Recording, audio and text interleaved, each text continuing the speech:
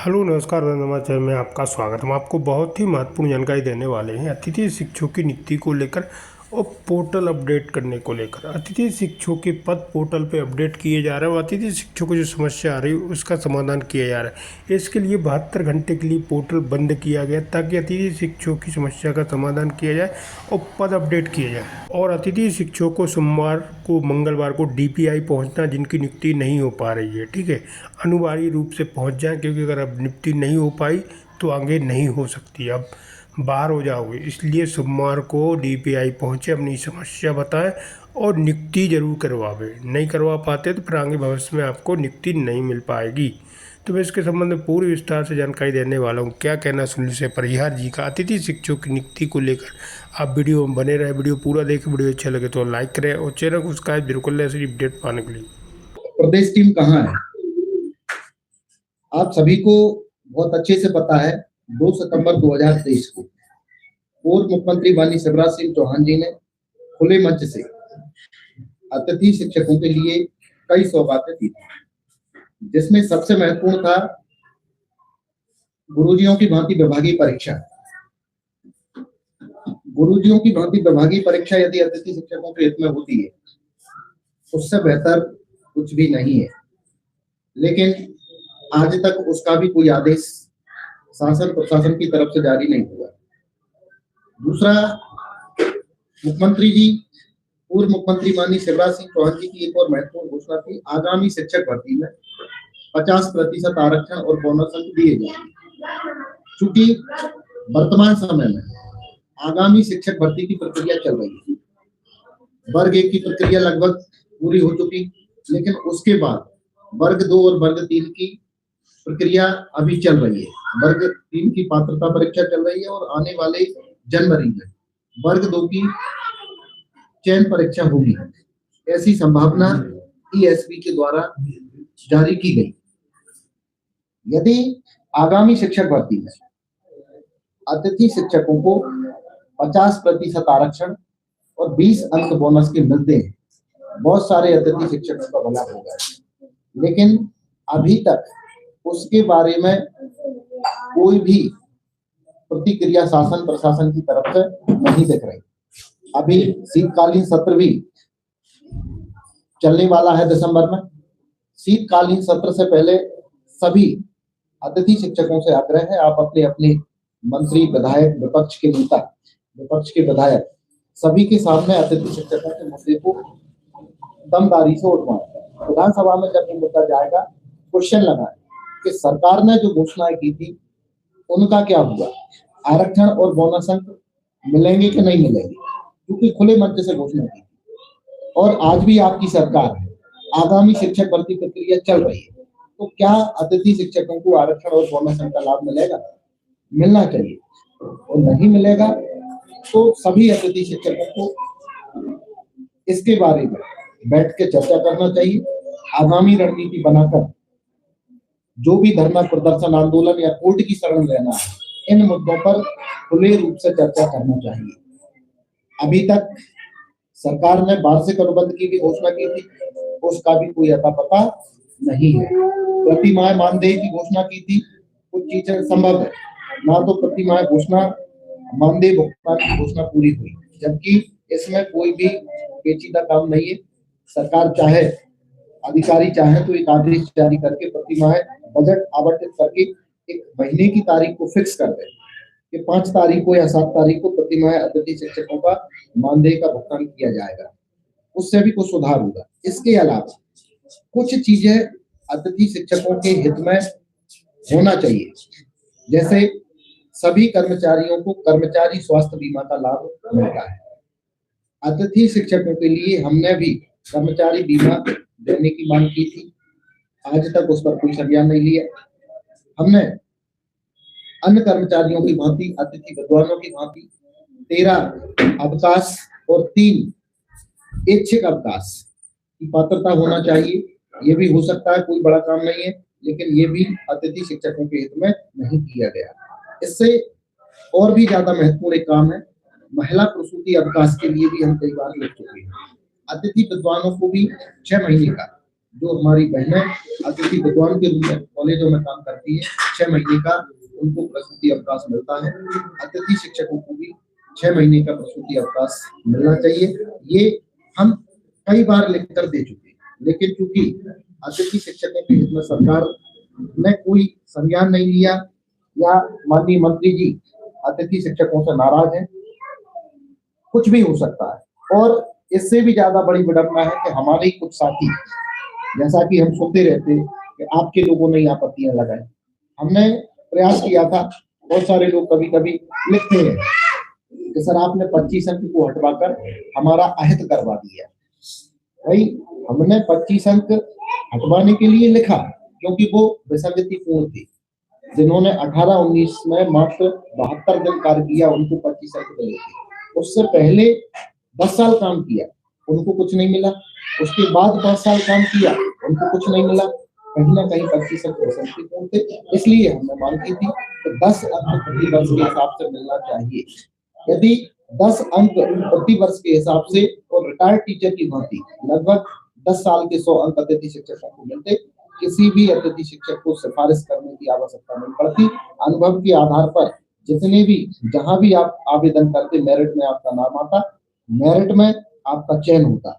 लेकिन कुछ साथी बहुत परेशान है, आप लोगों की समस्या से हम भली भांति परिचित हैं और आज भी हम अधिकारियों से, मंत्री जी से लगातार इस बात के लिए लड़ रहे हैं कि नहीं, हमारी और आपकी सहमति जो 11 सितंबर 2024 की बैठक में बनी थी उसको पूरा करो। उसमें मुख्य रूप से 2 चीजों पर सहमति बनी थी, एक तो 10 महीने का अनुबंध और दूसरा 10 अंक प्रति वर्ष स्कोर कार्ड में जोड़ने पर। आपने वो आदेश भी आज तक जारी नहीं किए। कहीं ना कहीं या तो अतिथि शिक्षकों की जो गुटबाजी है, कुछ संगठन के पदाधिकारियों की गुटबाजी है जो वास्तव में अतिथि शिक्षकों का भला नहीं चाहते, या फिर उनको हमारी बात देर से समझ में आती है। जब हम 100 अंक मांग रहे थे तब उनको तकलीफ थी, तब उनके दिमाग में एक चीज थी कि पात्रता परीक्षा आगे होना चाहिए, इसलिए उनको सिर्फ 20 अंक चाहिए। उनमें से जब कुछ लोग बाहर हुए तब उनको याद आया कि हमने गलत कर दिया। अब वो 100 नहीं, वो कहते हैं हमको सेवा काल के हिसाब से 150 अंक मिलना चाहिए, और सेवा काल के हिसाब से आपको 150 अंक कभी भी सरकार देगी नहीं, देगी तो अधिकतम 100 अंक देगी।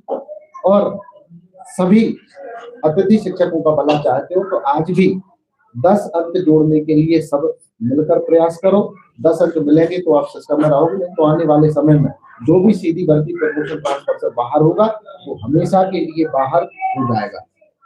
एक महत्वपूर्ण जानकारी, 72 घंटे के लिए आपका पोर्टल मेंटेनेंस पर था, उसको 24 घंटे के लिए और बढ़ा दिया है। यानी 18 तारीख को 8 बजे तक पोर्टल खुलना था, वो पोर्टल आपका 19 तारीख को 8 बजे तक खुलेगा। और 19 तारीख को 8 बजे की भी कोई निश्चित गारंटी नहीं है, हो सकता है उसको 1 आध दिन के लिए और बढ़ा दें। अभी के लिए तो यही आपके लिए महत्वपूर्ण खबर है कि 24 घंटे के लिए पोर्टल और बंद रहेगा। यानी जितने भी आपके काम थे वो अभी तक पेंडिंग है, वो 24 घंटे और पेंडिंग रहेंगे, क्योंकि जब तक पोर्टल काम नहीं करेगा आपका कोई भी काम डीपीआई से भी संभव नहीं है। ना तो किसी की ज्वाइनिंग होगी, ना किसी की रिलीविंग होगी, ना किसी की योग्यता जुड़ेगी, ना किसी के अनुभव के अंदर जुड़ेंगे, वो तो ऑलरेडी डीपीआई ने पेंडिंग में डाल रखे। आप सभी अतिथि शिक्षकों को मेरा एक महत्वपूर्ण संदेश है कि आप सभी बुद्धिजीवी हैं, और एक बुद्धिजीवी होने के नाते आप सब विचार करें कि आपका हितैषी कौन है। हम ये नहीं कह रहे कि आप सिर्फ हमारा समर्थन करें, आप आपकी बुद्धि से, आपके विवेक से सोचे, चिंतन करें, मनन करें। जो अतिथि शिक्षकों की जमीनी लड़ाई लड़े, जो अतिथि शिक्षकों के लिए हमेशा खड़ा रहे, आपकी आवाज को उठाता रहे, उसका आप साथ दें। क्योंकि अभी तक अतिथि शिक्षकों की भी गलती है, कहीं ना कहीं जो व्यक्ति आपके लिए हमेशा लड़ते हैं, हमेशा आपके हित में काम करते हैं, आप उनका साथ ना देकर ऐसे लोगों का साथ देते हैं जो कभी साल 6 महीने में घर से निकलते हैं और उसके बाद 6 महीने गायब रहे, फिर 6 महीने बाद आएंगे, उसके बाद आपको बरगलाएंगे, करना उनको कुछ भी नहीं है। भाई साल भर में यदि 2 दिन काम करना हो, कभी भी आपका भला नहीं होगा। आपका भला तभी होगा जब आप लगातार अतिथि शिक्षकों के मुद्दे पर काम करेंगे। आपने देखा होगा 2011 से संगठन में आए, 2014-15 से हमने संगठन में जिम्मेदारी लेकर काम करना शुरू किया और जब से लगातार अतिथि शिक्षकों के हित में जो भी समस्याएं आती हैं उनके लिए लगातार हम लोग लड़ते हैं। आप लोगों की जितनी भी समस्याएं आती हैं उनका निराकरण करवाने का प्रयास करते हैं। हमने कभी किसी को कोई गलत जानकारी नहीं दी, जो सही है उसी को हमने आपके सामने प्रस्तुत किया है। कभी भी किसी को हमने गलत जानकारी देकर गुमराह करने का प्रयास नहीं किया। हमने 10 अंक के लिए प्रयास किया आप सबके सामने, 10 अंक हमने जुड़वा भी दिए थे। 10 अंक जुड़ने के बाद वो 10 अंक 24 घंटे बाद हटे। क्यों?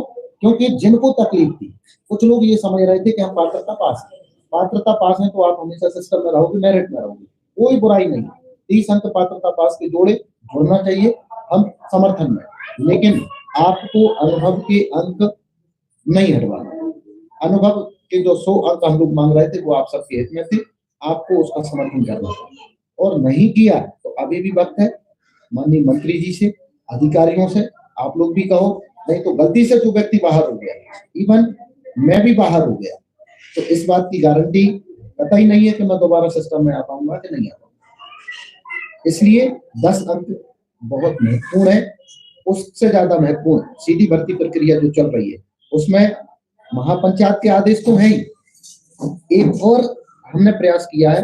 उसके लिए पहले भी मैंने माननीय रमेश चंद्र शर्मा जी से, जो राज्य कर्मचारी कल्याण संघ के अध्यक्ष थे, राज्य मंत्री थे, उनके माध्यम से भी पत्र लिखवाया, शिक्षा मंत्री जी से भी लिखवाया कि ईडब्ल्यूएस की तरह अतिथि शिक्षकों का पात्रता परीक्षा में जो कट ऑफ है 10% अहर्ता अंक उनके कम किए गए।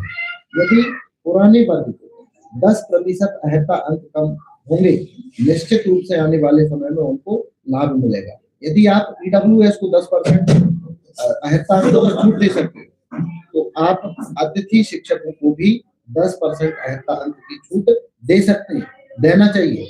उनकी 15-16 वर्षों की मेहनत व्यर्थ ना जाए, ये 2-3 चीजें उनके हित में है और आज भी हम लगातार प्रयास कर रहे हैं, प्रयास करेंगे कि माननीय मंत्री जी से चर्चा करके, अधिकारियों से चर्चा करके, अधिकारी चूंकि एक दूसरे पर टाल रहे हैं इसलिए मंत्री जी से और मुख्यमंत्री जी से बातचीत करने का प्रयास कर रहे हैं। आपकी सभी समस्याओं पर चर्चा करेंगे और 1-2 दिन के अंदर प्रयास करेंगे कि हमारी चर्चा हो और कोई ना कोई सॉल्यूशन निकले। हम समाधान करवाने के लिए लड़ रहे हैं, हमारे पास भी समय नहीं है। आप सबके हित में महीने में 3 से 4 चक्कर भोपाल के लगाते हैं, 7-8 दिन भोपाल में निकालते हैं, घर परिवार छोड़ते हैं, बहुत सारी चीजें हैं, लेकिन फिर भी क्योंकि अतिथि शिक्षकों का हित हमारे लिए सर्वोपरि है। हमने पिछले 10 से 15 साल सिर्फ अतिथि शिक्षकों के हित में निकाल दिए और आज भी हम दिल से चाहते हैं कि अतिथि शिक्षकों का भविष्य सुरक्षित हो। सरकार को जो नीति बनाना हो वो नीति बनाए और जो भी संभव हो सकता है हम अतिथि शिक्षकों के हित में करने का प्रयास करते हैं और करते रहेंगे। आगे की जानकारी कल माननीय स्कूल शिक्षा मंत्री जी से चर्चा करके और जो साथी आसपास के हैं उपलब्ध हैं अतिथि शिक्षकों का चाहते हैं, आप लोग भी भोपाल आइए, अपन सब माननीय मंत्री जी से चर्चा करेंगे। चर्चा करने के बाद क्या परिणाम सामने आएगा वो सब हम आप सबको बताएंगे। पहला प्रयास है बातचीत के माध्यम से सॉल्यूशन करना, समाधान नहीं निकलता उसके बाद आगामी रणनीति पर चर्चा करेंगे और जैसा कि हमने बोल रखा है जरूरत पड़ेगी तो जेल भरो आंदोलन भी आने वाले समय में करेंगे और नहीं पड़ेगी यदि हमारे आदेश हो जाते हैं तो माननीय स्कूल शिक्षा मंत्री का, शिक्षा विभाग के अधिकारियों का सबका सम्मान करेंगे।